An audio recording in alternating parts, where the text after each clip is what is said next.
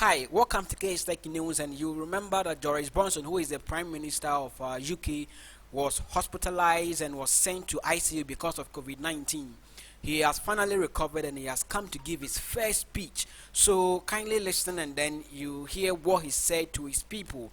And he actually gave out a lot of information that we think is good that our people get to hear what he said. Thank you very much and stay blessed. And don't forget to subscribe to our channel for more updates. Thank you and stay blessed. Good morning. I'm sorry I've been away from my desk for much longer than I would have liked. And I want to thank everybody who has stepped up, in particular the First Secretary of State, Dominic Raab, who's done a terrific job. But once again, I want to thank you, the people of this country, for the sheer grit and guts you've shown and are continuing to show. Every day, I know that this virus brings new sadness and mourning to households across the land. And it is still true that this is the biggest single challenge this country has faced since the war.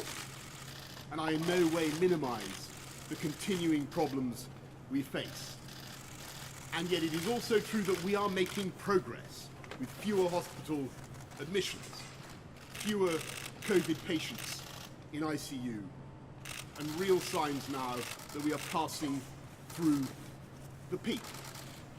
And thanks to your forbearance, your good sense, your altruism, your spirit of community, thanks to our collective national resolve, we are on the brink of achieving that first clear mission to prevent our National Health Service from being overwhelmed in a way that tragically we have seen elsewhere. And that is how and why we are now beginning to turn the tide.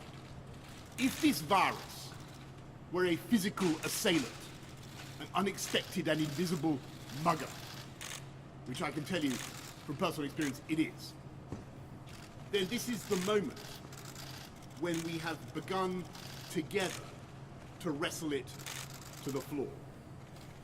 And so it follows that this is the moment of opportunity, this is the moment when we can press home our advantage, it is also the moment of maximum risk. Because I know there will be many people looking now at our apparent success and beginning to wonder whether now is the time to go easy on those social distancing measures. And I know how hard and how stressful it has been to give up, even temporarily, those ancient and basic freedoms.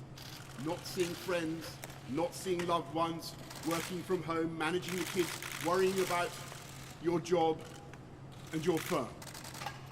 So let me say directly also to British business, to the shopkeepers, to the entrepreneurs, to the hospitality sector, to everyone on whom our economy depends.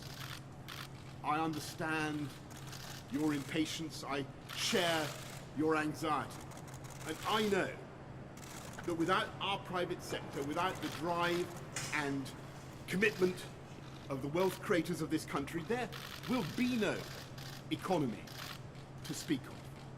There will be no cash to pay for our public services, no way of funding our NHS. And yes, I can see the long-term consequences of lockdown as clearly as anyone. And so yes, I entirely share your urgency. It's the government's urgency.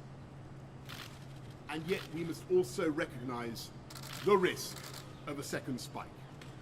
The risk of losing control of that virus and letting the reproduction rate go back over 1.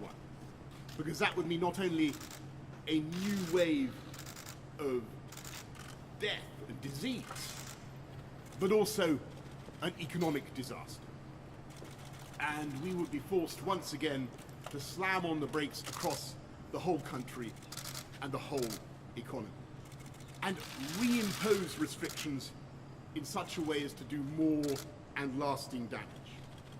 And so I know it is tough, and I want to get this economy moving as fast as I can, but I refuse to throw away all the effort and the sacrifice of the British people, and to risk a second major outbreak and huge loss of life and the overwhelming of the NHS.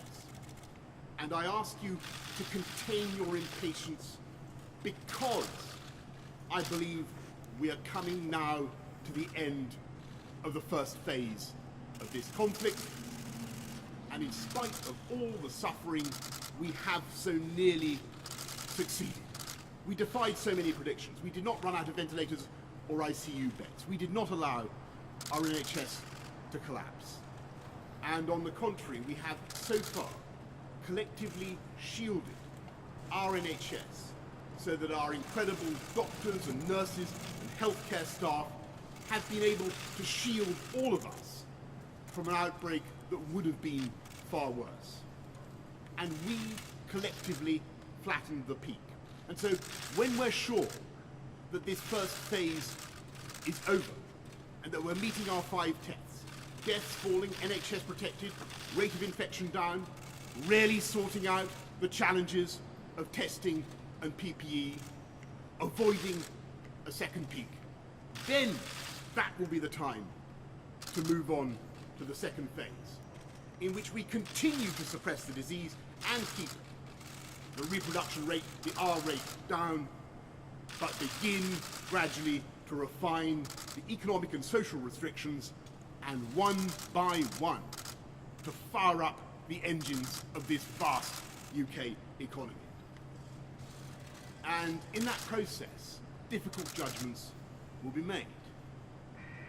And we simply cannot spell out now how fast or slow or even when those changes will be made, though clearly the government will be saying much more about this in the coming days. And I want to serve notice now that these decisions will be taken with the maximum possible transparency. And I want to share all our working and our thinking, my thinking, with you, the British people. And of course, we will be relying, as ever, on the science to inform us, as we have from the beginning. But we will also be reaching out to build the biggest possible consensus across business, across industry, across all parts. So, and well, this is part of what Boris Johnson said, the Prime Minister of UK, and you can actually see that the vim is back, the strength is back. So please subscribe to our channel, keep in touch with us, and we'll give you any update that will be in. If you have any concern or any suggestion, you can keep it in the comment section below as we work together. Thank you very much and stay blessed.